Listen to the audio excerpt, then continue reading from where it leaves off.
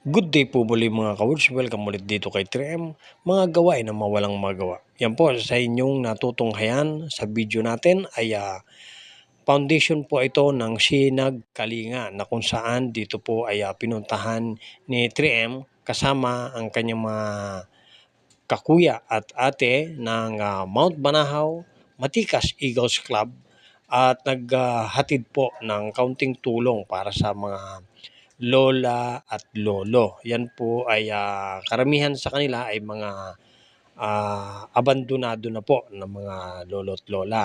At iba naman po sa kanila ay mga inihabilin na po ng mga kamag-anak dahil mga iba po ay abala sa kanilang mga hanap buhay. Pero ganun pa man po ay may kaakibat naman po na suporta. Ayan po. Pero marami po sa kanila ay talagang abandonado na po at tanging pangalan at edad na lang po ang kanilang alam.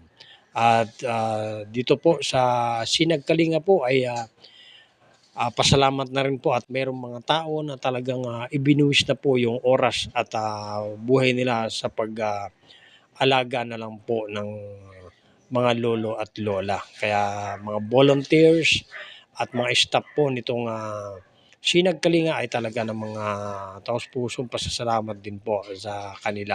At sinadya pong hindi kunan ng video ni 3M ang mga nasabing mga lolo at lola para na rin po sa kanilang karapatan at kaligtasan ano po, no?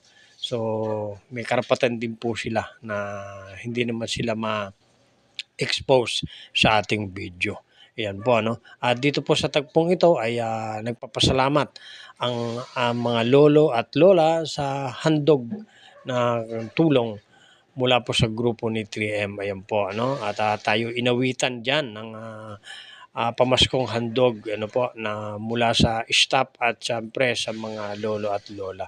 Kaya naman po ay maraming salamat din po sa mga voluntaryo na kumakalinga sa mga lolo at lola natin. Yan po dahil kung wala po ang mga lolo at lola ay wala rin po tayo sa mga panahon na ito dahil sila po yung mga unang nilalang na kung saan ay narito tayo sa lipunan. Ayan po, no?